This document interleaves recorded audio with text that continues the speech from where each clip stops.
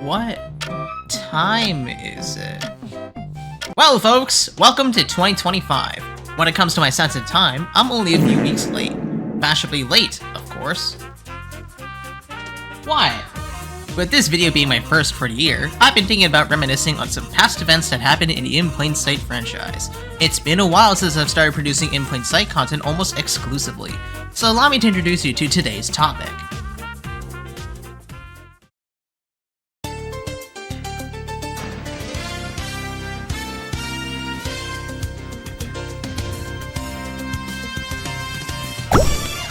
"2023 was arguably one of the best years for the In Plain Sight franchise, rivaling 2022 even. 2023 was only 2 years ago, but there's quite a lot to reflect upon in terms of the content introduced around this time, which will be the main focus of today's video. And by a lot, I do mean that the video is not definitely a long one. It's only... Okay, fine. I lied. It's a long one, but it's worth the watch. For any returning viewers who've stuck by the channel since it started transitioning into In Plain Sight content, you might remember some things that I'll be going over today. So, buckle up, let's get a quick breather in by starting with the events leading up to 2023 first.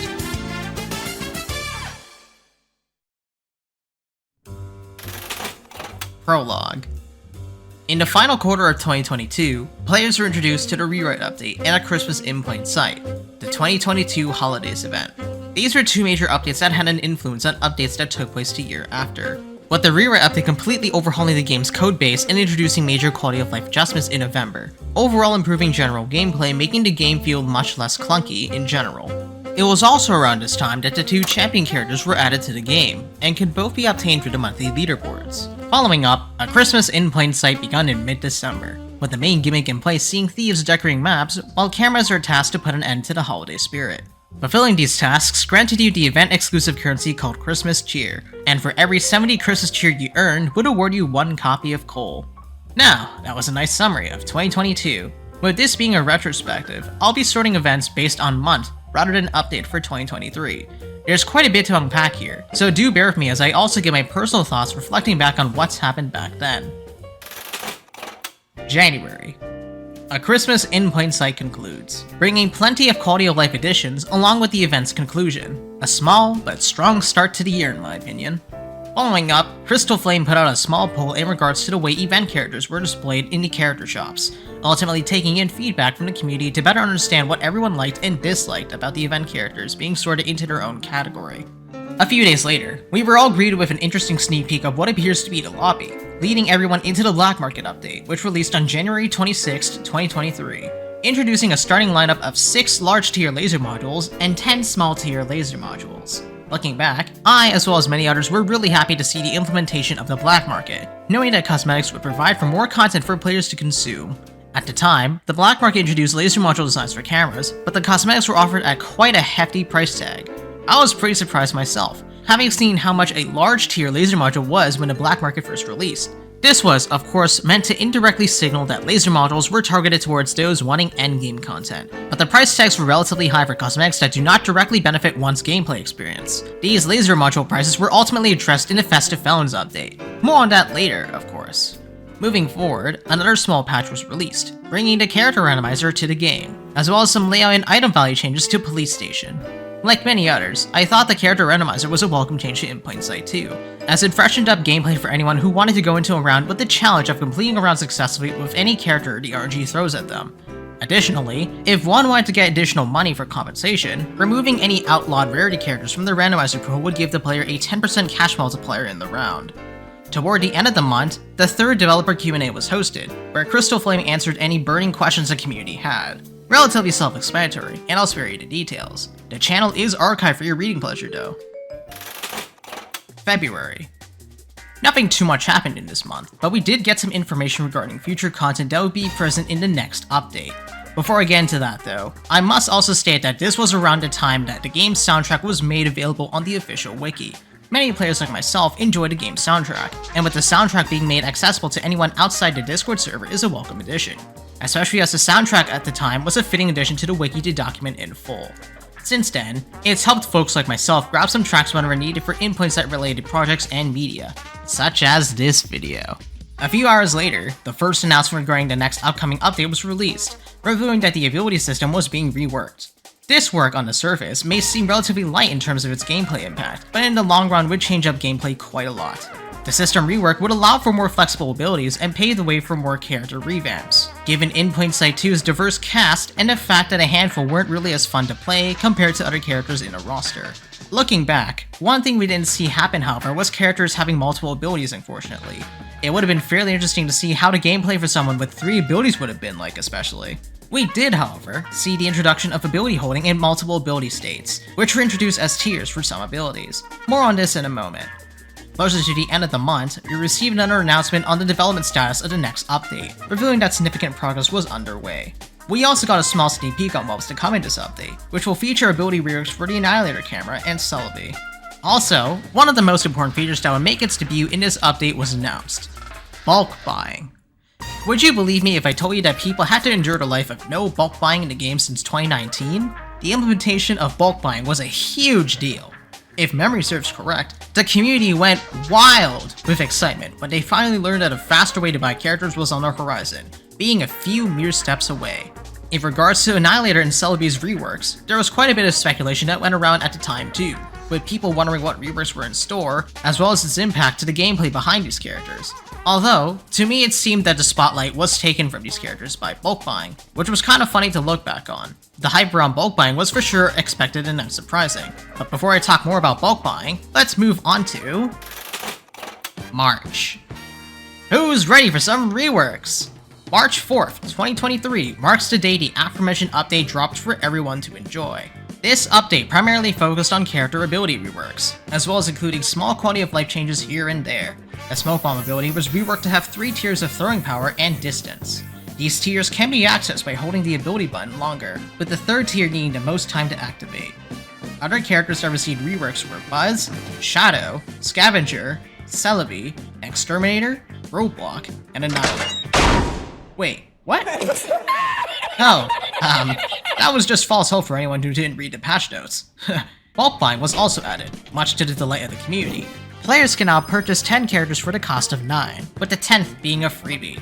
Overall, the new reworks were generally well received. I think mostly everyone was relatively happy for the fact that Celebi no longer extended rounds unnecessarily, especially since it wouldn't be as fun for cameras and other thieves who just want to make money. The more a thief is downed, the less money they award to both thieves who revive them, as well as cameras who downed them.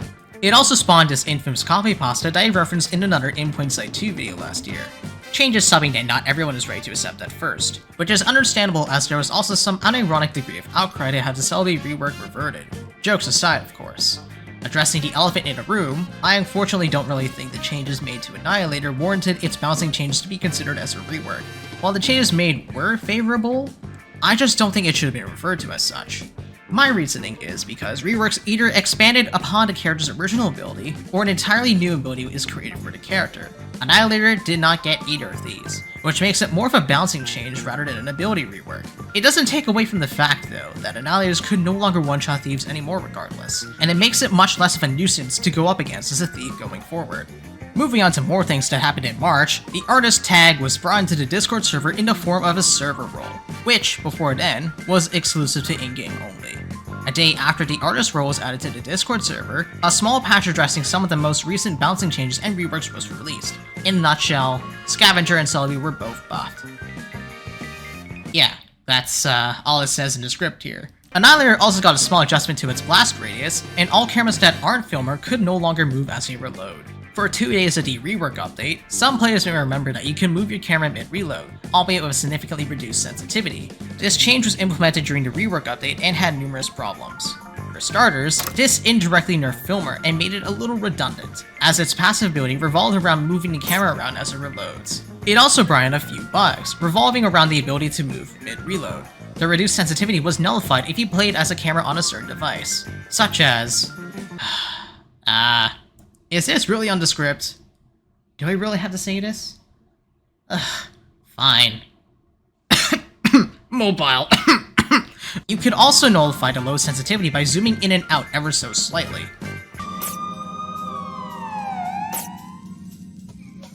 Lol. Lamau, even. Oh neat. 5 new laser modules, and more fan art in the fan art building. Oh my god, there's a banana in the lobby! During mid-March, the first sighting of a golden divorce paper in a long time was spotted, having been found under a bench outside the pet store in mall. Of course, having a significant amount of suspicion, I didn't believe it at first until the image was actually posted. And there it was. A 20-weight, $5,000 special item named the Golden Divorce Paper. The rumors were true, and I've seen it all. After this happened, a small band of players joined together to hunt for the remaining Golden Divorce Papers, having received confirmation that it appeared on every other map. One by one, each of the Golden Divorce Paper locations were found. Bank, mansion, museum, and police station were quickly found in the next few days, gradually narrowing down the list of maps down to just one map. The map in question? School. Needless to say, school was a relatively frustrating labyrinth of a map for these hunters, and efforts to continue to search in school for a lump of yellow pixels ceased. This was where the saga of the Golden Divorce Paper hunt temporarily paused. At the end of March, we received a development update for the next event, which was in relation to the image I've shown earlier. Crystal Flame stated that the event would have been out for April Fool's 2023, but ultimately wanted to add more to the event and delayed it to sometime between April 1st and April 7th due to various factors stated in the announcement. While the delay is understandably frustrating for those in the community at the time, it was worth the wait. Thanks, and have fun. Thank you, Gaben. Very cool. Being someone who strives for quality, I deeply understand that the delay by a few days was certainly understandable. In fact, I personally stand by this one quote said by the Shigeru Miyamoto. A delayed game is bad. A rushed game is bad. All video games are bad. I f***ing hate video games and making them. Wait, that's not the right quote! I personally stand by this one quote said by the Shigeru Miyamoto. A delayed game is eventually good, but a rushed game is forever bad. Well, of course, in the context of this, it'd be events rather than games.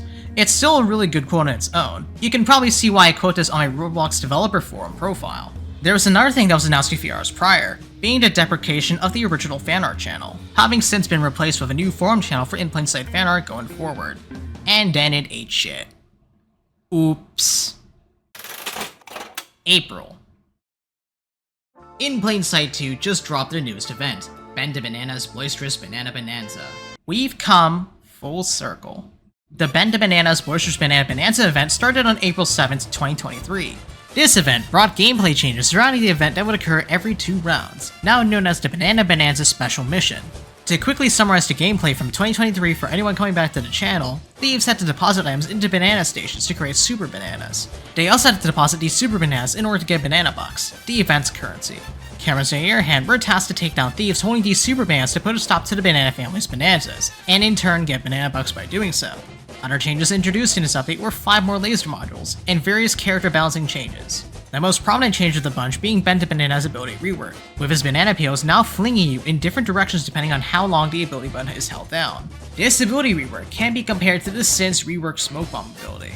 Also, on top of these character changes, 2 new event characters were introduced, Chloe the Coconut and the Banana Camera.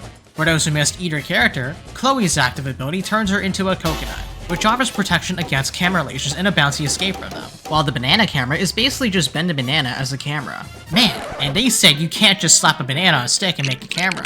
And look what's happened when this event started. As the event went on, it received some bug fixes, a mix of small and big ones of course, and the event officially concluded a few weeks after on April 21st. Reflecting on the first ever Banana Bonanza event, I had fun with the Banana Bonanza rounds. It got relatively grindy at times, but the teamwork factor helped a ton with getting all those banana bucks. In fact, I had saved up enough banana bucks to end off the event with 69 copies of Chloe and the banana camera each. Don't get me wrong, it was well refined for the banana extravaganza in 2024, but this was the round type's ultimate humble beginnings. I'm very happy it was added to the game, even if it wasn't permanent content that would be readily available upon request. A day after the event concluded, we received another sneak peek showing off the statue of a new down animation, more in line with their rock-solid passive ability. And then, more reworks came. Private Brian, Whiskers, and Lazarus all received reworks, with the first 2 receiving adjustments to their existing passive abilities, while Lazarus got a new active ability. Oh, and Bandit got moved down to uncommon. That happened.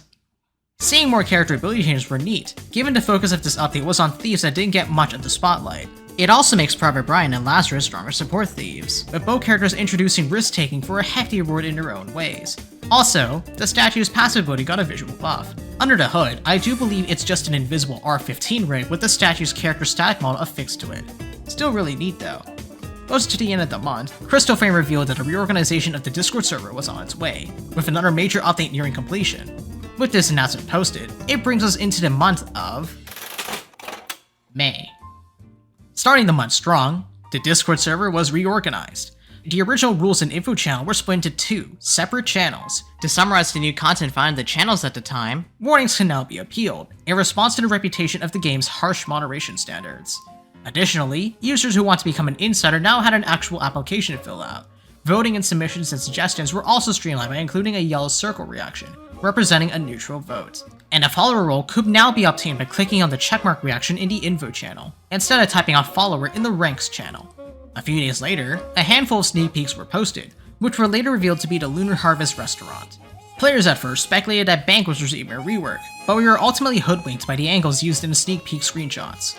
Well, look who turned up at long last. The School Golden Divorce Paper. Restaurant was added to In Plain Sight 2 on May 12, 2023. Changes that accompanied Restaurant's introduction include 4 more laser modules, the end result screen now shows which character everyone was playing in the round, Scrooge's ability was reworked into what it is today, Dog can't stall rounds to their full duration anymore, Greenhorn can now recall the rocks by holding down the ability button, and Silencer's sounds were brought back, albeit much more silent. Other than a small patch that was released 2 days later, this would be the only content implemented in the game this month.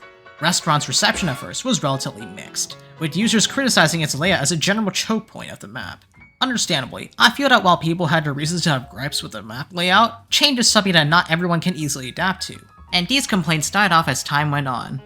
For me personally, I didn't find Restaurant great at first either, but forced myself to play it more to better understand it as a map. And it is now one of my go-to maps, with it being one of my favorite maps to play as camera especially. Again, I felt the criticism pointing to Restaurant's layout at first was relatively unfair, as it was new content and it should have been entertained a little more before giving solid opinions on it. Anyway, enough of that. There was one more thing that happened this month. Crystal Flame requested for feedback regarding the future development Q&A sessions, seeing if users wanted certain changes to happen for any developer Q&As going forward. Again, it was great to see Crystal be open to feedback again, and also sparked some hype for future Q&A sessions. It wouldn't be for another few months that we would get another developer Q&A session though, but this leads us into June. To support the continued development of In Plain Sight 2, certain Game Pass and a refreshed Missions developer product increased in cost. Crystal Flame put up an announcement regarding this change to inform anyone who remained undecided on getting the Game Passes or not up to this point. Aw man, it looks like my 214 mission refreshes didn't help enough. To be fair, that's roughly 4,300 Robux in the FAA's income, accounting for the 30% reduction in sales of course. Later that same day, the changes to the aforementioned products were increased to their current prices, in the process also introducing various quality of life changes for a few characters, as well as adding 11 pride lasers to In Plain Sight 2. I loved the idea of having more customization in the game, especially when it comes to your identity. I personally use a transgender laser module for obvious reasons. Homophobes and transphobes DNI. Hey look, another poll! Crystal Flame took the community's input on what they want to see most in future In Plain Sight 2 updates. The poll is unsurprisingly unavailable. But from what I remember, users could choose from various features, such as new characters or maps. There was likely more to select from just these two, but given how much time had passed since, I don't have the full list of multiple choice answers on me. Hey look, another poll. This poll, however, gauged the interest of buying a Sprint plushie, and at the time, the responses seemed mixed. And boy, would they have guessed what would happen next year. A few days later, we got a few more sneak peeks that revealed what would come in the next update. The sneak peek suggested that Tony would be getting a rework, and that a new type of item would exist, perhaps an even rarer version of a golden item. And then, on June 26th, 2023, the floodgates opened to version 2.7. One of the biggest updates to release since the rewrite. New, permanent content was added to In Plain Sight 2, with supply runs and special missions taking the spotlight for the update. Other things that came in this update were Tony's reworked ability, one last rep, and some character remodels. Well, of course, some in this context is subjective, but a total of 9 characters were remodeled in some way or form, whether it be an update to their clothing, or they were completely redesigned. It was also around this time where In Plain Sight 2 saw the most success in a long time, where it even hit the front page at one point after this update released. A spike in concurrent players occurred, In Plain Sight 2 content creators got an umpteen amount of views, things were looking great for In Plain Sight 2. In my opinion, this was perhaps the best time to get into In Plain Sight 2. With new content in various forms being present across the board, it's a sign for more things to come down the road. I do remember when supply boxes were first introduced with just a singular box. I'm happy to see those changed to incorporate the 2 boxes now present whenever supply run occurred since. Other than that, I think the execution of supply runs were really well done and is one of the best features to have come to In Plain Sight 2.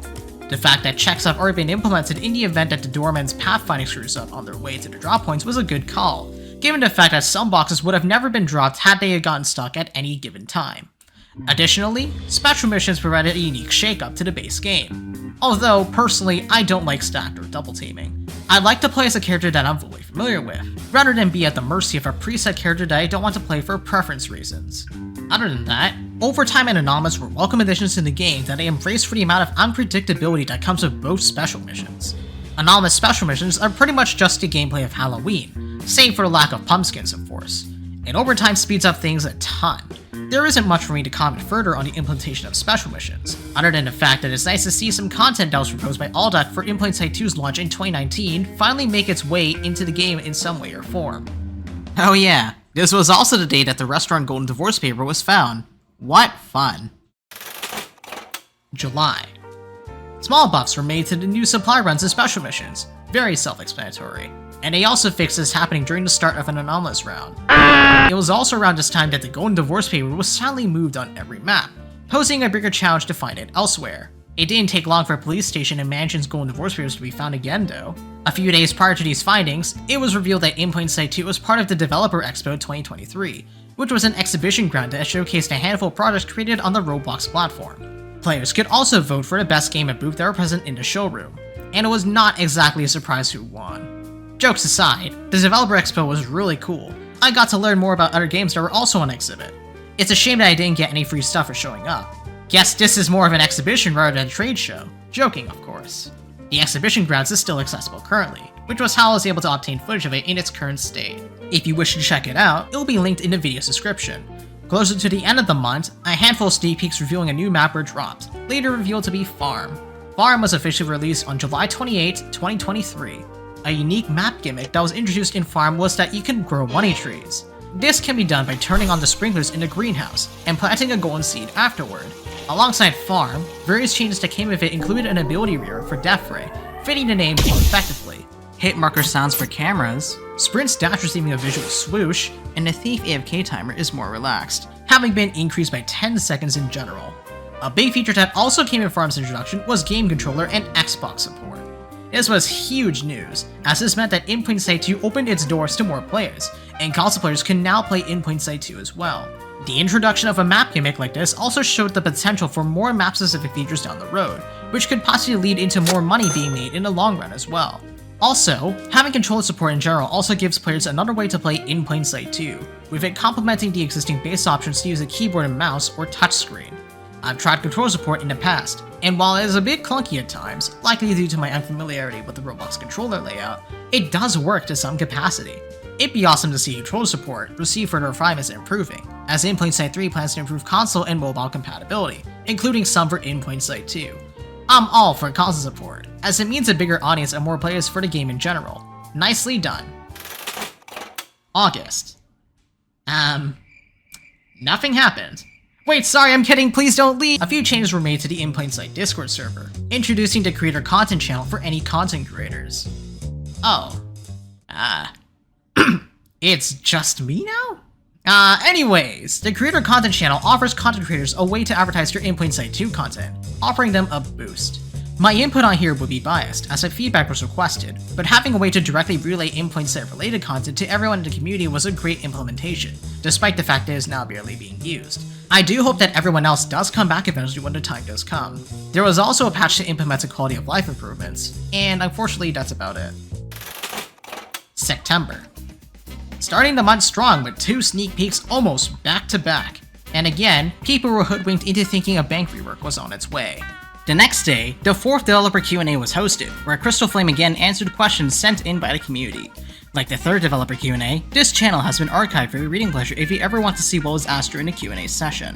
Again, fairly self-explanatory and straightforward. I'll save you the details as questions in general were mixed between the game's development and unrelated topics. Another sneak peek of the new map from this month was dropped 2 days after the fourth developer Q&A. This continued to arouse speculation further, which is great given that it continued to build up hype for the map.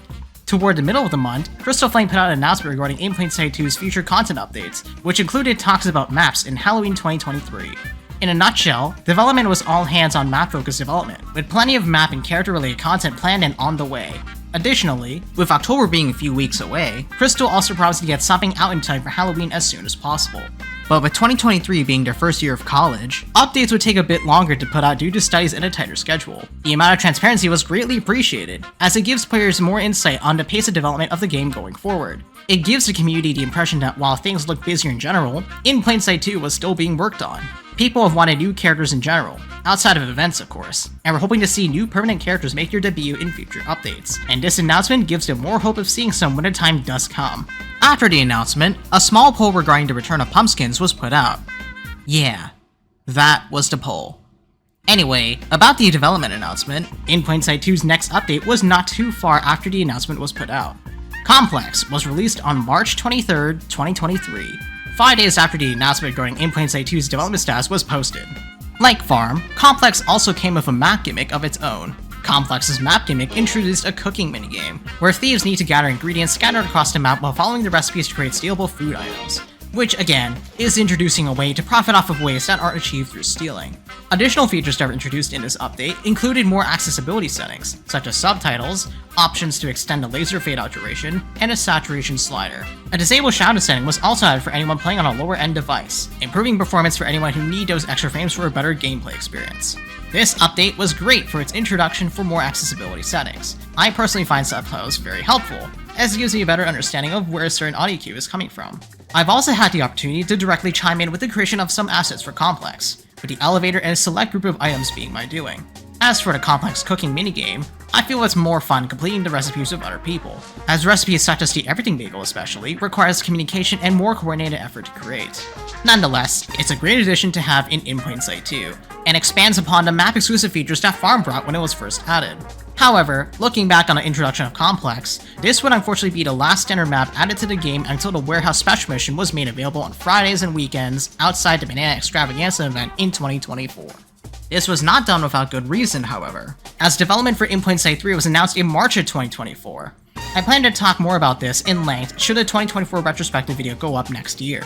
Ending the month off, some changes were done to the newly introduced subtitles, improving their functionality in general. Additionally, map events that were bugged when Complex released were also fixed around this time.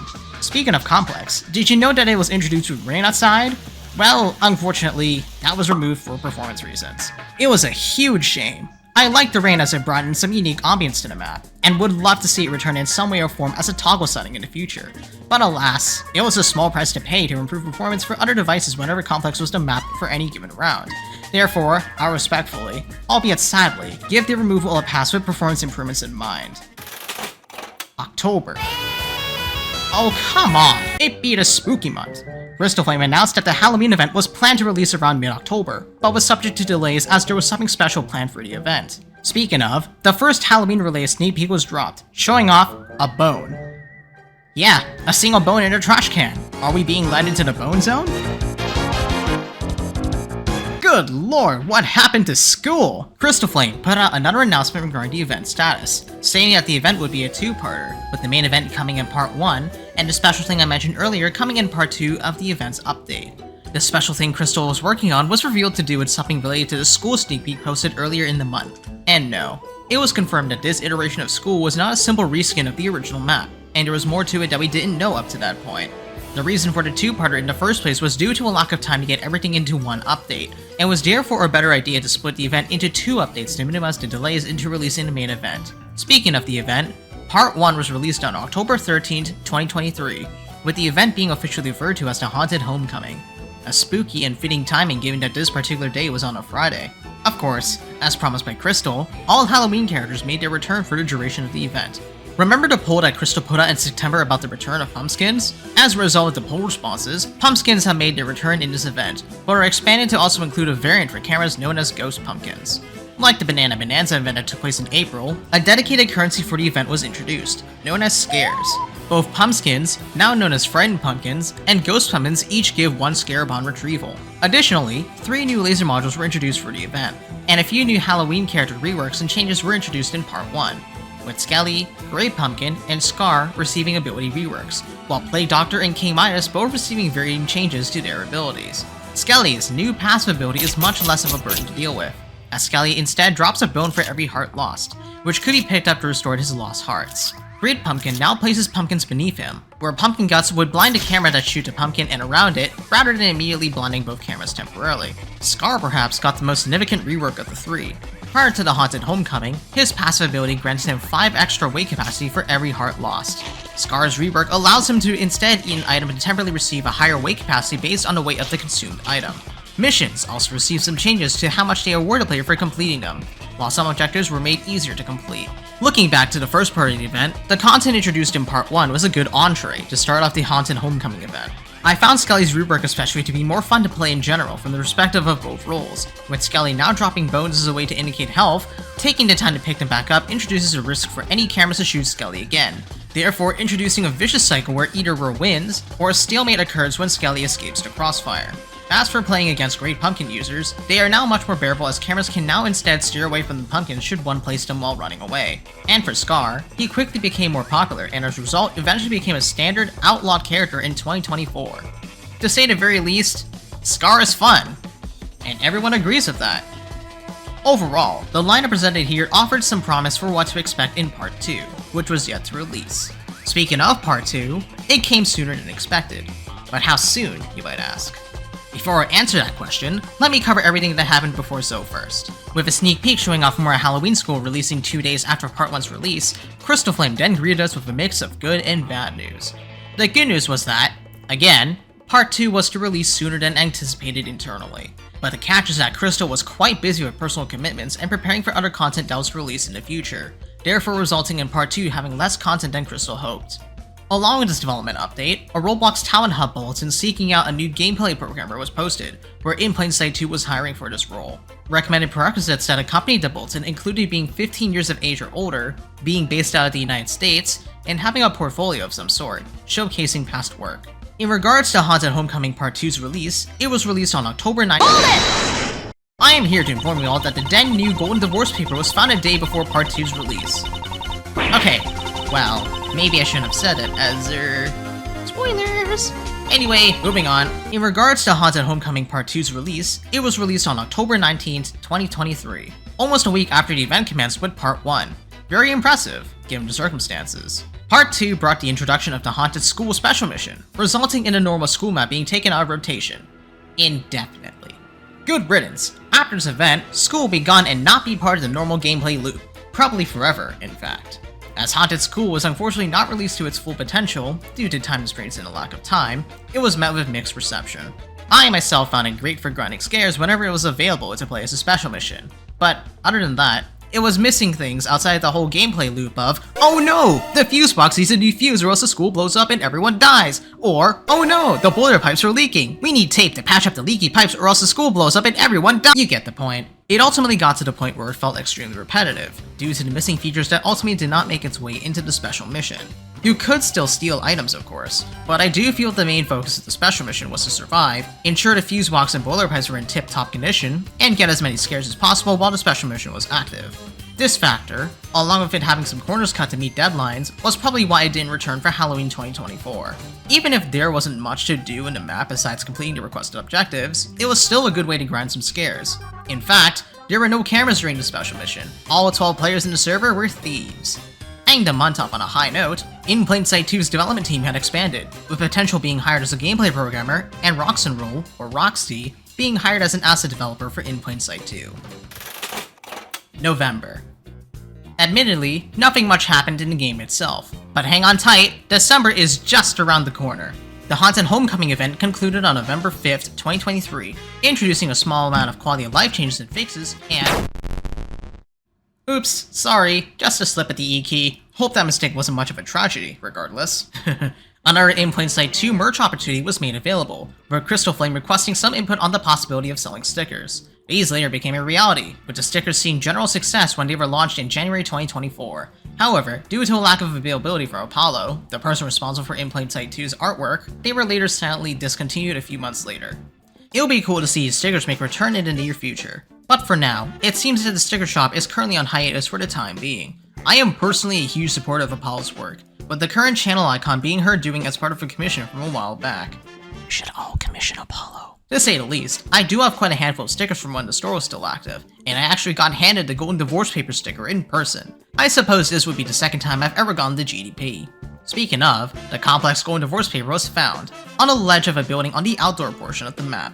The next day, a new sneak peek of what appears to be a snowy environment was dropped, with what appears to be a suitcase and duffel bag in the snow, as well as a light bulb. More about these later.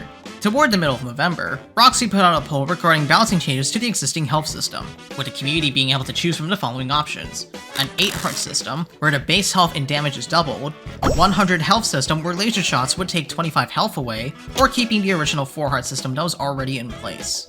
Based on current day In Plain Sight 2, it was no surprise to what the community chose: the existing system. I agree with what the community had said.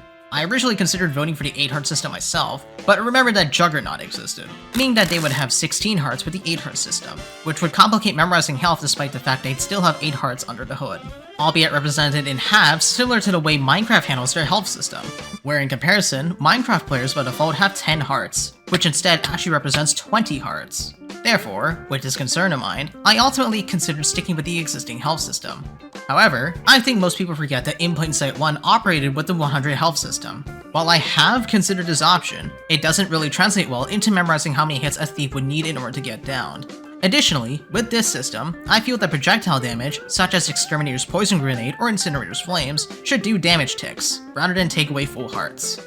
Again, with this concern in mind, it would complicate the existing health system in Plain Sight 2, which would result in dragging more focus away from stealing items into worrying about withstanding a 3rd or even 4th hit without penalty. Manch's Golden Divorce Paper was, unsurprisingly, moved again. It was, of course, found by those on the search for those lumps of yellow pixels.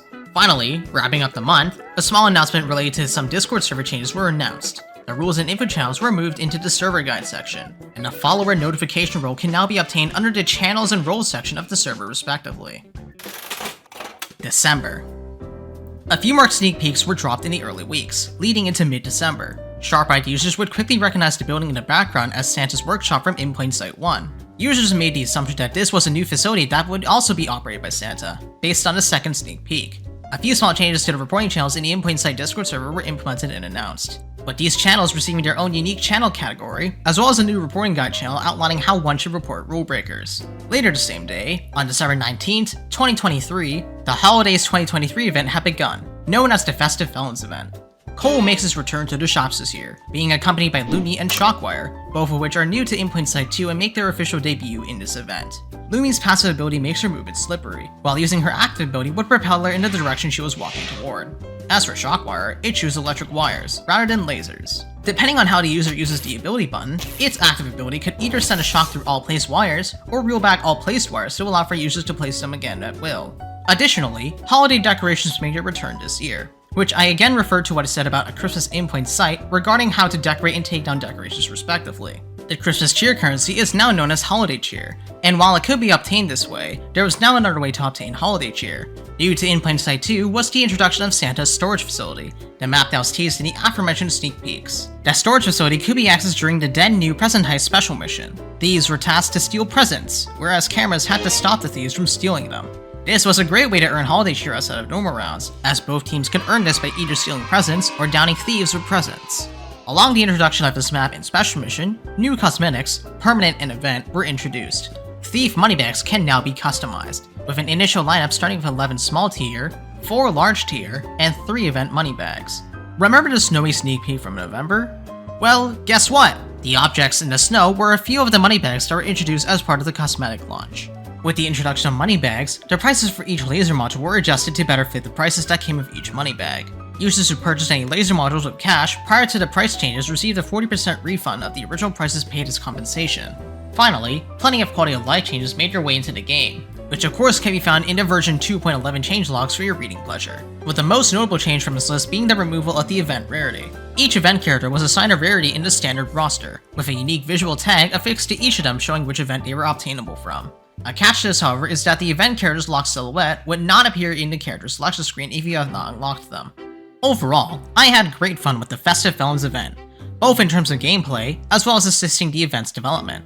Of course, it was great fun being able to sprint, pun not intended, around the map to put up decorations in a swift, dashy manner. I recall many occasions where I've strictly focused on grinding holiday cheer, to the point where I'd appear at the very bottom of every end results page with just a 500 cash escape bonus and 30 holiday cheer added to my event balance. In my opinion, the Festive Felons event was probably one of the best events In Plain Sight 2 had to offer. The best part of it was that getting all ruby variants for each character was incredibly easy, and could be easily done if you put the pedal to the metal for a few hours at least. Which I did. I didn't care about money at the time, it was more about having 69 copies of the 3 holiday characters. And before you ask if I succeeded in this goal, yes. Yes, I did. I'm a bit sad that the event wasn't rerun in this exact capacity for 2024, however, as map decorating and the holiday money bags did not make a return. This also sadly meant that holiday cheer did not return either, as thieves and cameras would instead earn cash through depositing presents and downing thieves in general. A day later, the term dirty cash was clarified. It's quite a read and I recommend reading it in full in case you're curious about what dirty cash in Plain Sight 2 is.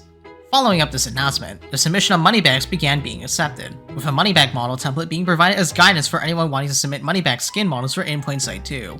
Additionally, an updated version of the camera model template was provided for guidance and altering alongside the moneybag template model. A patch concluded the development of In Plain Sight 2 for the year, buffing Shockwire and updating the Present Heights special mission to give more holiday cheer in general. This was, of course, just the surface of the patch, as it came bundled with other miscellaneous quality of life fixes that can be found in the update log for this patch. Christmas rolled around 2 days later, and on New Year's Eve, we got the date of when the Festive Felons event would conclude. And, by our doorstep, awaited the year 2024. Well, that wraps it up for my 2023 retrospective video. I took great inspiration from this kind of video from the Unlucky Tug, with his retrospective videos covering various seasons of Thomas and Friends. And looking back in the past on things I like is something that I do often. Feeling inspired, I sought out to start writing the script for this video, but in the process also underestimated the sheer length of the final product for an In Plain Sight 2 retrospective video. I actually had fun reflecting back on everything that happened during 2023. It was great thinking about In Plain Sight 2 hitting the front page during June, and I can't wait to see something happen like this again with In Plain Sight 3 when it does release down the road. I hope I didn't miss anything major that happened during the year, as I mainly covered things that happened in a Discord server or game, but I've referenced some significant community happenings that occurred here and there, such as the Golden Divorce paper and its sightings. As this was my first retrospective video, I feel my first attempt at it was a bit rocky. I hope to work out and iron the roughness in this style of video in the future. I plan to continue producing these sorts of videos in the coming years as the In Plain Sight franchise continues to nurture and grow. I can't wait to see what 2025 has in store for us. With a quite special Isn't It update for In Plain Sight 2 in the works, I really wonder what we can expect. In the meantime, thank you for watching, and I'll see you next time.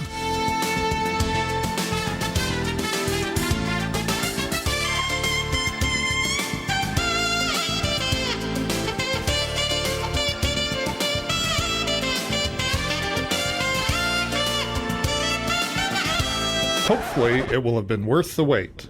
Thanks,